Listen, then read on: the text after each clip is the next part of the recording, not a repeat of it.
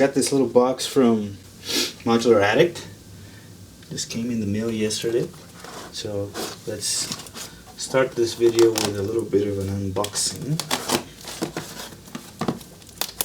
I made it okay this time. Last box I got from there came totally crushed because I was cheap and ordered the cheapest shipping service.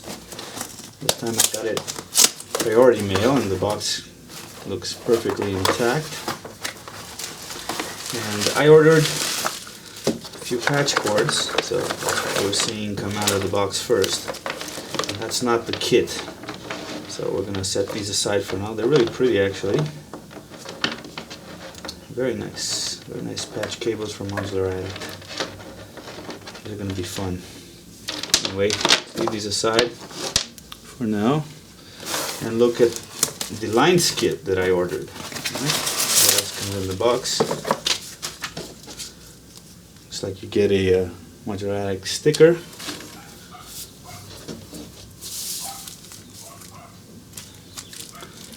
And here's the kit.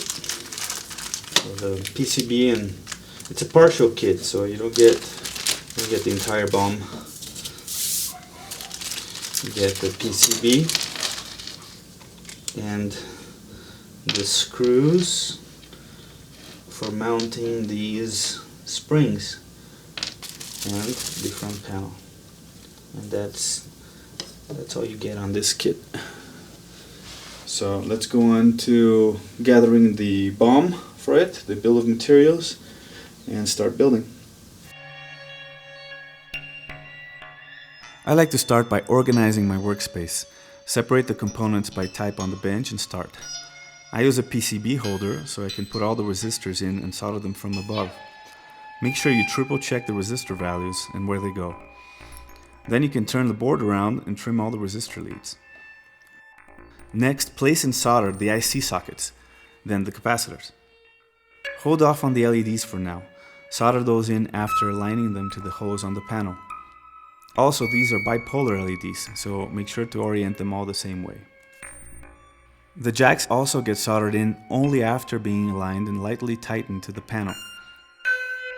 You need a pair of 4-pin headers, male and female, to connect the panel to the circuit board. I just cannibalized the Eurorack power connector with some pliers. A few things that came up while I was building lines. The screws that go on the spring posts that hold the springs are 2.4 millimeters. That's a little smaller than the 2.5 standard. I couldn't find them anywhere. I ended up asking an optician for 8 of their 2 millimeter screws and tucked them into the posts with a bit of resistor lead wedged in. Not ideal, but it worked. Gotta MacGyver stuff sometimes in DIY.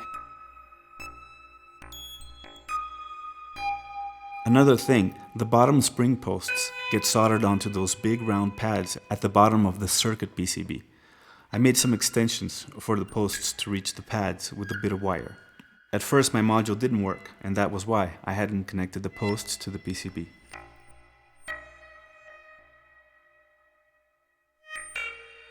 So after I finished building it, I had a good long time to use it in different contexts. Here are 2 fun ways to use Meng keys lines. Alright, so let's check out the lines in action. Right now I have it patched up to send different modulation sources to different modulatable parameters in the elements, in the mutable instrument elements that I have over here. So we're gonna sort of trigger a sequence that's just a quick succession of gates, and the elements, the line, sorry, is actually deciding what is modulating what in the elements. So let's go.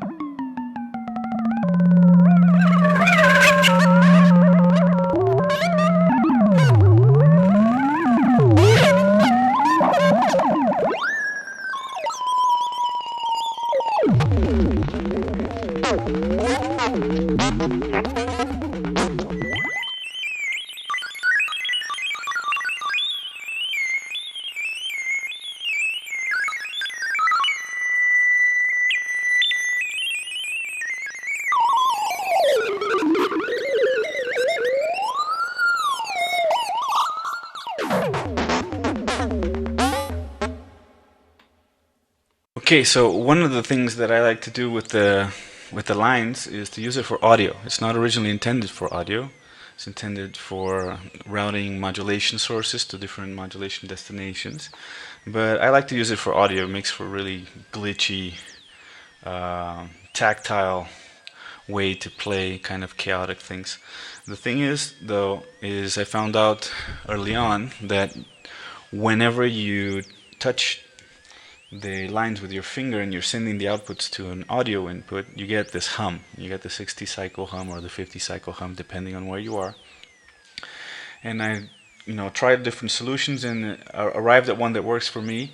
I have this alligator clip here attached to a wire, which is attached to a slab of aluminum, which I have on the floor, and I step on it with my bare foot.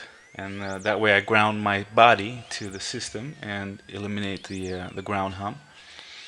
And you get very clean sound that way. So let's check it out.